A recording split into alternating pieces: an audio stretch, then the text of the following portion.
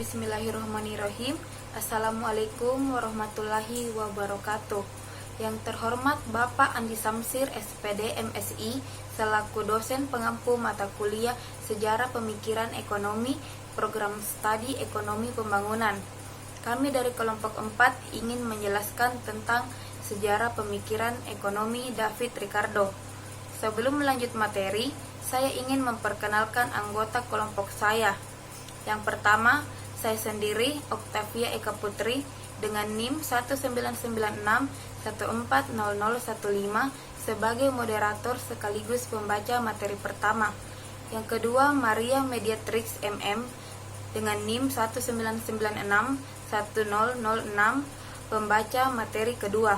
Yang ketiga, Herlina Halik dengan NIM 1996141020 pembaca materi ketiga. Yang keempat, Nur Hanifah dengan NIM 1996141015 pembaca materi keempat. Untuk mempersingkat waktu, mari kita simak video berikut ini. Assalamualaikum warahmatullahi wabarakatuh. Baik, untuk materi pertama yaitu biografi singkat dan pemikiran moneter David Ricardo. Biografi singkat David Ricardo. David Ricardo adalah anak ketiga dari 23 bersaudara dari keluarga Yahudi yang bernama Abraham Israel Ricardo yang bekerja sebagai seorang pialang. Dia lahir di London pada tahun 1772. Pada usia ke-21, David sempat diusir oleh ibunya dikarenakan menikahi seorang wanita pengikut Quaker. Namun di usia ke-42, David menjadi seorang pengusaha sukses dan menjadi tuan tanah desa. Dia membeli tanah perkebunan yang sangat luas yang bernama Gatcombe Park di Gloucestershire. David tertarik dengan ilmu ekonomi dimulai sejak tahun 1799 ketika dia tinggal di Bath saat dia mulai membaca The Wealth of Nations Adam Smith. Pada tahun 1817, dia mempublikasikan karya buku yang berjudul On the Principle of Political Economy and Taxation. Di usianya ke-51, tepat pada tahun 1823, David meninggal secara mendadak dikarenakan infeksi telinga. Dia meninggal dengan meninggalkan seorang istri dan 7 anak. Pemikiran moneter David Ricardo. Saat periode 1809, Inggris mengalami inflasi yang cukup tinggi, sehingga David mencoba menawarkan solusi dengan menuliskan pemikiran ekonomi pertamanya pada tahun 1811 yang berjudul The High Price of Bullion.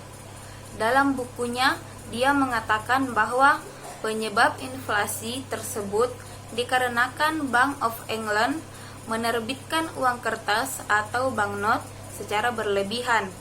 David Ricardo sependapat dengan teori kuantitas uang seperti David Hume yang menyatakan bahwa tingkat harga dipengaruhi oleh perubahan jumlah uang yang beredar. Untuk menjaga stabilitas moneter suatu negara, David Ricardo berpendapat sistem moneter harus menggunakan sistem nilai tukar emas.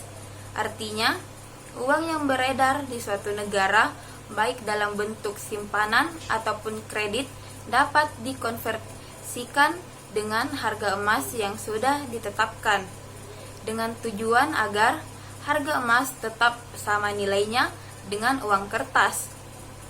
Dalam bukunya, David Ricardo mengatakan secara tegas bahwa pihak yang mengeluarkan uang kertas harus mengatur pengeluarannya itu berdasarkan harga emas, bukan berdasarkan kuantitas uang kertas yang beredar. Pemikiran Ricardo selanjutnya adalah hukum pendapatan yang menurun atau the law of diminishing return. Karya lain dari David Ricardo adalah tulisannya yang berjudul Essay on the Influence of Low Price of Corn on the Profit of Stock yang terbit pada tahun 1815. Saat ini, model Ricardo ini dikenal dengan istilah the law of diminishing return, yaitu hukum pendapatan yang semakin berkurang. Asumsi dari model ini adalah yang pertama, tanah adalah faktor produksi utama. Kedua yaitu upah tetap real yang konstan pada level subsisten berdasarkan hukum upah besi. Dan yang ketiga yaitu kapital atau modal tetap. The law of diminishing return menyatakan bahwa jika satu macam input atau faktor produksi terus-menerus ditambahkan, sedangkan input yang lain konstan, maka pada mulanya akan menghasilkan total produksi yang semakin besar. Akan tetapi, jika sudah mencapai pada titik tertentu atau titik maksimum, maka tambahan produksi atau marginal product akan semakin berkurang, hingga menghasilkan output yang semakin menurun. Selanjutnya yaitu keunggulan komparatif. Dalam konteks perdagangan internasional, David Ricardo adalah sosok yang sangat mendukung perdagangan bebas, di mana kontribusinya terlihat ketika dia mengembangkan hukum keuntungan komparatif yang dituliskannya pada buku On the Principle of Political Economy and Taxation. Hukum tersebut menyatakan bahwa perdagangan bebas akan menguntungkan kedua belah pihak, dan yang saling mengejutkan adalah perdagangan bebas akan membuat suatu negara melakukan spesialisasi meskipun negara tersebut memiliki keuntungan absolut dalam produk tertentu. Kesimpulan dari teori Ricardo ini adalah bahwa perdagangan antar kedua negara akan menaikkan output total, bahkan ketika suatu negara memiliki keuntungan alamiah di atas negara lainnya. Dan ternyata temuan ini juga berlaku bukan hanya untuk perdagangan antar negara saja, namun juga dapat diaplikasikan dalam hal pekerjaan dalam negeri, yaitu terkait spesialisasi pekerjaan. Materi selanjutnya akan dibawakan oleh pemateri ketiga. Selanjutnya yaitu distribusi pendapatan bukan pertumbuhan. Perbedaan antara Adam Smith dan David Ricardo adalah jika Adam Smith berfokus pada pertumbuhan, maka David Ricardo berfokus pada distribusi pendapatan. Perbedaan ke dalam model harmoni kepentingan oleh Adam Smith yang menjelaskan bahwa pekerja, kapitalis, dan pemilik tanah bekerja sama untuk menghasilkan barang dan jasa.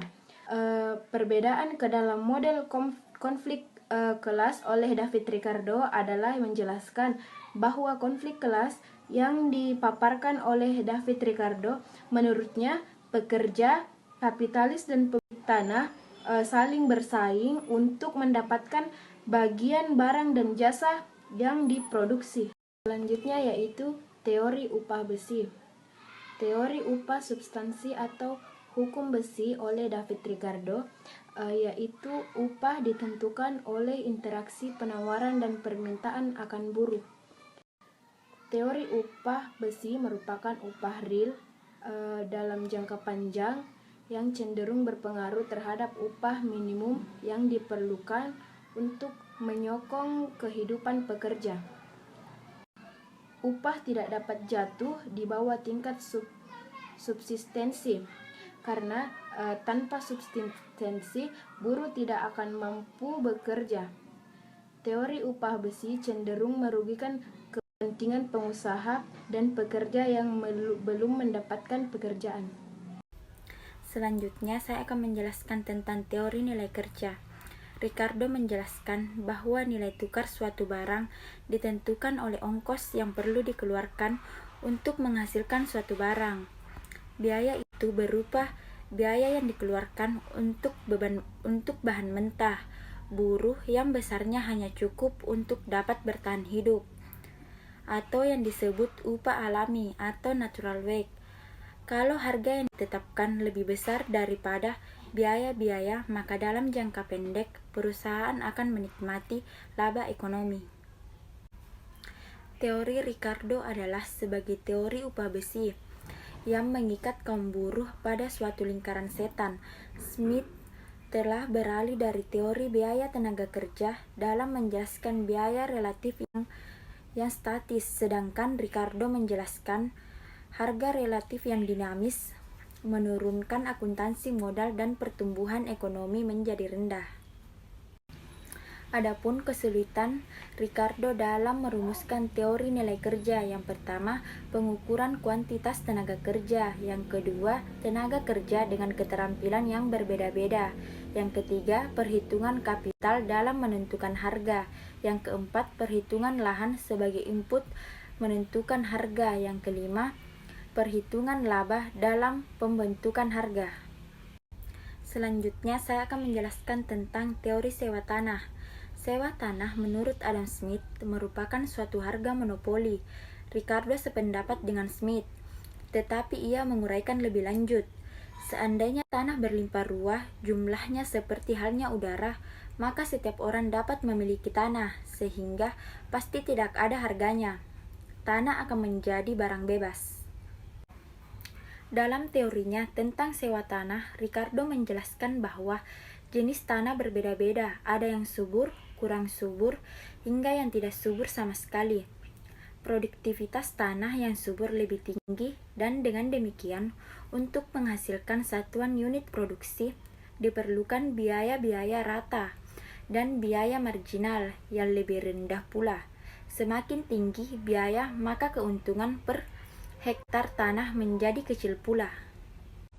Dengan demikian, maka tinggi rendahnya sewa tanah bergantung pada tingkat kesuburan tanahnya. Sewa tanah yang berbeda disebut dengan differential rent, sehingga teori David Ricardo disebut dengan istilah teori sewa tanah diferensial. Demikian penjelasan dari kelompok kami mengenai sejarah pemikiran ekonomi David Ricardo. Lebih dan kurangnya mohon dimaafkan. Saya akhiri dengan ucapan wassalamualaikum warahmatullahi wabarakatuh.